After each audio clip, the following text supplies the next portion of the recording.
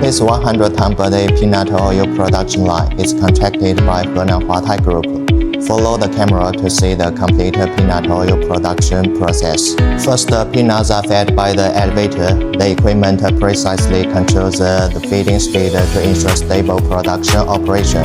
In the production workshop, raw materials pass through the vibrating, cleaning, sieve and destoner in sequence to remove impurities and stones from peanuts.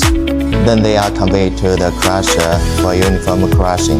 The crushed materials go into the cooking pan with the temperature kept at 120 degrees Celsius to improve the oil yield.